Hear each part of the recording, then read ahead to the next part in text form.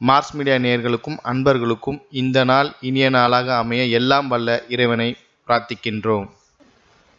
இந்த சேனல் உங்களுக்கு பிடிச்சிருந்தா மறக்காம சப்ஸ்கிரைப் பண்ணுங்க, ஷேர் பண்ணுங்க, லைக் பண்ணுங்க, கமெண்ட் பண்ணுங்க. எனதருமை மீனராசி நேயர்களே, இந்த பதிவுல நம்ம என்ன பார்க்க போறோம் அப்படின்னா, நிகழும் மங்களகரமான குரோதி வருடம் ஆடி மாத ராசி பலன். இந்த ஆடி மாசத்துல எந்தெந்த கிரகங்கள் உங்களுக்கு அற்புதமா வேலை செய்ய போறது, எந்தெந்த கிரகங்கள் மூலமா நீங்க கவனமா இருக்கணும், பரிகாரமா என்ன பண்ணினா ரொம்ப விசேஷம் அப்படிங்கறத பத்திலாம் நம்ம இப்ப தெளிவா பார்க்க போறோம். முதல்ல ஃபர்ஸ்ட் ஆஃப் ஆல் உங்களோட சகாயஸ்தானமாகிய 3ஆம் இடத்துல ராசிநாதனும் ஜீவனாதிபதியுமான குரு பகவான். இந்த 3ஆம் இடத்துல குரு பகவான் இருக்கிறது சுமாரான இடம்தான். ஆனா இங்க இன்னொரு விசேஷம் என்னன்னா, அவரோட சேர்ந்துட்டு யார் இருக்காங்க, உங்களோட தனவாக்கு குடும்பஸ்தானாதிபதியும் பாக்கியாதிபதியுமான செவ்வாய் பகவான் அங்க உட்கார்ந்துட்டு குருமங்கள யோகத்தை உங்களுக்கு பரிபூரணமா வாரி வழங்குறார், தைரியத்தை கொடுக்குறார். ஏன்னா செவ்வாய் அங்க இருந்தாலே சூப்பர். 3ஆம் இடத்துல செவ்வாய் இருக்கிறது ரொம்ப விசேஷம். என்ன அப்படின்னா, மனசுல தைரியம் அதிகமா இருக்கும், ஒவ்வொரு வேலைகளையும் சிறப்பா செய்வேன், எடுக்கிற தன்னம்பிக்கை அப்பப்பா சொல்லவே முடியாது, ஒவ்வொன்றிலையும் உங்களோட முத்திரை தெரியும். அதே மாதிரி உடன்பிறப்புகள் அனுகூலமாக இருப்பார்கள், தொழில் வியாபாரம் சிறப்பாக அமையும். அதே மாதிரி உத்தியோகத்துல உங்களோட தன்னம்பிக்கையெல்லாம் அதிகமாகவே இருக்கும். சீருடை பணியாளர்களாகிய காவல், இராணுவம், தீயணைப்புத்துறை, மருத்துவத்துறையில் வேலை பார்க்கும் அன்பர்களுக்கு எதிர்பார்க்கும் இடமாற்றம், பதவி மாற்றம், பதவி உயர்வு, சம்பள உயர்வு அருமையாக வந்து சேரும். அதே மாதிரி இப்போ எடுக்கிற காரியங்கள், முயற்சிகள் வெற்றியை கொடுக்கும். குருவோட பார்வைங்கும் போது நேர 5ஆம் பார்வை உங்களோட களத்திரஸ்தானத்துல விழுது. கல்யாணமாகாத குழந்தைகளுக்கு கல்யாண யோகத்தை உண்டு பண்ணுவார். ஏன்னா குரு பலம், குரு பார்வை பலம்ங்கிறது பெரிய விசேஷம். அதனால வாழ்க்கை துணை ஆதரவாக இருப்பார்கள். அதே மாதிரி கூட்டாளிகள் ரொம்ப ஆதரவா இருப்பா. தொழில் வியாபாரத்துல கூட்டு தொழில் பண்றவர்களுக்கெல்லாம் ரொம்ப அற்புதமான ஒரு சிச்சுவேஷன். அடுத்தபடியா 7ஆம் பார்வை உங்களோட பாக்கியஸ்தானத்துல விழனால தந்தையார் வழி ஆதரவு உங்களுக்கு கண்டிப்பா கிடைக்கும். பூர்வீக சொத்துக்கள் உங்க கைக்கு வரத்துக்கு வாய்ப்புகள் நிறைய இருக்கு. அடுத்தபடியா 9ஆம் பார்வை உங்களோட லாபஸ்தானத்துல விழுது, லாபம் அருமையாக வந்து சேரும். எடுக்கிற காரியங்கள்லாம் இப்ப அற்புதமாக சித்திக்கும். அடுத்தபடியா பஞ்சமஸ்தானத்துல 4, 7 குடைய அதிபதி புதன், 3, 8 குடைய அதிபதி சுக்கிரன், பகை, ருண, ரோகாதிபதி சூரியன். சில நேரங்கள்ல குழப்பம் அதிகமா இருக்கு, என்ன பண்றது, சில நேரங்கள்ல சந்தோஷம் அதிகமா இருக்கு. 50-50, இதுவும் இல்லை அதுவும் இல்லைங்கிற மாதிரி இருக்கு. ஓரளவுக்கு பரவாயில்ல அப்படிங்கிற மாதிரி. ஒரு நாள் பதில்னா சந்தோஷமா இருக்கேள், ஒரு நாள் பதில்னா ஏதோ இழந்தது மாதிரி இருக்கேள். கவலைப்பட வேண்டாம், எதுவும் நடக்கும், நல்லபடியா நடக்கும். நடப்பதெல்லாம் நாராயணன் செயல், கண்டிப்பா நல்லதுதான் நடக்கும்.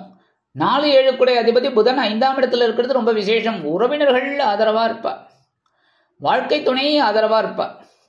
அதே மாதிரி 3, 8 குடைய அதிபதி சுக்கிரன், உடன்பிறப்புகள் அனுகூலமா இருப்பா. அதே மாதிரி உடல் ஆரோக்கியம் சிறப்படையும். ஏன்னா 8ஆம் இடத்துக்குண்டான சுக்கிரன் 5ஆம் இடத்துல இருக்கிறதுனால இந்த ஆன்மீக விஷயங்கள் உங்களுக்கு கை கொடுப்பதால் உடல் ஆரோக்கியம் சிறப்படையும். சில பேருக்கு பார்த்தீங்கன்னா இந்த விரதம், வழிபாடு இதிலெல்லாம் ஆர்வம் அதிகரிக்கும். இல்லைனாலும் கோவில் திருப்பணிகளில் ஈடுபடுவீர்கள், அதிலேயே மனசு சந்தோஷமா இருக்கும் உங்களுக்கு, அதனாலேயே உடம்பு நல்லபடியா இருக்கும். அடுத்தபடியா 6ஆம் இடத்து அதிபதி சூரிய பகவான் 5ஆம் இடத்துல இருக்கிறதுனால சில நேரங்களில் குழப்பங்களை கொடுத்தாலும் ஒரு தைரியத்தை கொடுத்துட்டு இருக்கார். உடல் ஆரோக்கியத்திலையும் ஒரு சிறப்பான சூழ்நிலையை கொடுத்துட்டு இருக்கார். பொறுமையா செய்யுங்கோ, எல்லாத்துலயும் உங்களுக்கு கண்டிப்பாக வெற்றிகள் குவியும். சரியா? 1/8/2024 முதல் சுக்கிர பகவான் உங்களது 6ஆம் இடமாகிய பகை, ருண, ரோகஸ்தானத்துக்கு வர்றார். 6ஆம் இடத்துல சுக்கிர பகவான் வந்தா தொழில் வியாபாரத்துல கவனமா இருக்கணும், கூட்டாளிகள்கிட்ட கவனமா இருக்கணும்.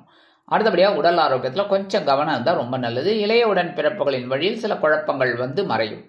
அடுத்தபடியா உத்தியோகத்துல இருக்கிறவாள்லாம் ரொம்ப கவனமா இருக்கணும், எடுக்கிற காரியங்கள்ல ரொம்ப கவனமா இருக்கணும். இந்த வேலைகளை அப்படி அப்படியே டூ டூ லிஸ்ட் போட்டு அழகா செய்யுங்கோ, கண்டிப்பா வெற்றிகள் கிடைக்கும். தொழில் வியாபாரத்திலையும் ரொம்ப கூட்டாளிகள்கிட்ட கொஞ்சம் அனுசரிச்சு போறது ரொம்ப நல்லது. கவனமா இருந்தேன்னா ரொம்ப நல்லது, எல்லா விஷயத்திலையும் உங்களுக்கு வெற்றிகள் வந்து சேரும். அடுத்தபடியா முக்கியமா சொல்லணும் அப்படின்னா, களத்திரஸ்தானத்துல கேது பகவான், ஜென்மஸ்தானத்துல ராகு பகவான். இந்த சர்ப கிரகங்கள்னு சொல்லக்கூடிய இந்த சாயா கிரகங்கள் 2 பேரும் பார்த்தீங்கன்னா, ஒன்று ஜென்மராசியில இருந்துட்டு உங்களை பிரம்மாண்டமா யோசிக்க வச்சுட்டு இருக்கார், பணங்காசை நிறைய கொடுத்துட்டு இருக்கார் சில நேரங்கள்ல. ஆனா அதுக்குண்டான சந்தோஷம் இருக்கா? இல்லை. கரெக்டா? சில பேருக்கு பார்த்தீங்கன்னா வீடு 6 வீடு 7 வீடு இருக்கும், அதுக்கு உண்டான வாடகையெல்லாம் வந்துட்டு இருக்கும். ஆனால் மனசில் ஒரு சந்தோஷம் இல்லை, உடல் ஆரோக்கியத்திலும் ஒரு சிறப்பான ஒரு இதெல்லாம் இல்லை, ஏதோ போயிட்டு இருக்கு வாழ்க்கை அப்படின்னு சொல்லிட்டு இருக்கீங்க. அதே மாதிரி 7ஆம் இடமாகிய களத்திரஸ்தானத்தில் கேது பகவான் பரவாயில்ல, ஏன்னா குருவோட பார்வையை வாங்கின்னு தான் இருக்கார். இருந்தாலும் அவரோட வேலைகளை அவர் செய்வார். என்னன்னா உங்களுக்கு ஒரு ஞானத்தை கொடுப்பார், வாழ்க்கை துணை மூலமா, வாழ்க்கை துணை வழி உறவினர்களின் மூலமா, இதெல்லாம். அதேமாதிரி தொழில் வியாபாரத்தில் பார்த்தீங்கன்னா கூட்டாளிகள் மூலமா சில பிரச்சனைகளை கொடுத்து அதுக்கு ஒரு தீர்வும் கொடுப்பார். அதனாலே சில பேருக்கு நன்மைகளும் நடக்கும், ஒரு மாதிரி ஒரு எரிச்சலும் வந்து போயிட்டு இருக்கு. அடுத்தபடியா ஜென்மராசியில ராகு பகவான் இருக்கிறது ஓரளவுக்கு பரவாயில்லை அப்படின்னாலும் மனசுல குழப்பம் இல்லாம இருக்காது. உடல் ஆரோக்கியத்தில் கொஞ்சம் கவனமா இருக்கும். ஏன்னா ஜென்ம ராசிங்கும்போது தலையில உட்காந்துட்டு இருக்காரு. தலையில உட்காந்துட்டு இருக்கும்போது என்ன பண்றது, பிரச்சனைகள் தான் அதிகமா இருக்கும். அதனால கவனமா இருக்கணும் உத்தியோகத்துல, தொழில் வியாபாரத்துல, இதுலலாம். அதே மாதிரி இந்த வெளியூர் போயிட்டு வரேன்னு வச்சுக்கோங்க, வெளியூர் அல்லது வெளிநாடு பயணம் அப்படிலாம் போகும்போது எடுக்கிற காரியங்கள்ல கவனமா இருக்கணும். எல்லாத்தையும் கவனமா எடுத்துன்னு போகணும், கவனமா எடுத்துன்னு வரணும். சரியா, மறந்துடப்படாது. இந்த இதுல இப்ப வெளிநாடு போறேன் அப்படின்னா எங்கேயாவது தங்கின்ற பேர் ரூம்ல, இல்லை வெளியூர் போகும்போது ஒரு ரூம்ல தங்கின்ற பேர் எதாவது மறந்து வச்சுட்டு வந்துடக்கூடாது.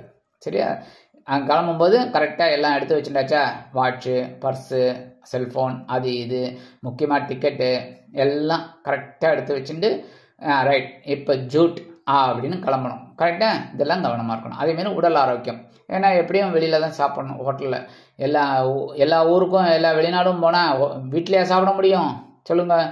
எந்தெந்த ஊருக்கெல்லாம் போகிறோமோ அங்கங்கெல்லாமா நமக்கு தெரிஞ்சவங்க வீடு இருக்கும்? இருக்காது. அதனால ஹோட்டலில் தான் சாப்பிட்ற மாதிரி இருக்கும். அந்த சாப்பாட்டு விஷயத்தில் கொஞ்சம் கவனமாக இருந்தாலும் போகும். அதேமாரி பேசுகிற விஷயத்துலையும் கவனமாக இருக்கணும். சரியா, ஏன்னா இப்போ மார்க்கெட்டிங்கில் இருக்கேள் அப்படின்னா கவனமாக போயிட்டு கவனமாக வரணும். அதேமாரி அவளை யாரெல்லாம் மீட் பண்ணணுமோ அவங்ககிட்டலாம் கடுமையாக பேசக்கூடாது, கவனமாக பேசணும். சரியா, இந்த வெளியூர் அல்லது வெளிநாடு போய் படிக்கணும், உத்தியோகத்துக்கு போகணும் அப்படின்னு நினைக்கிற குழந்தைகள்லாம் தாராளமாக விநாயகர் பெருமானையும் துர்க்கை அம்மனையும் வழிபாடு பண்ணிட்டு நீங்கள் தாராளமாக முயற்சிகளை மேற்கொள்ளலாம்.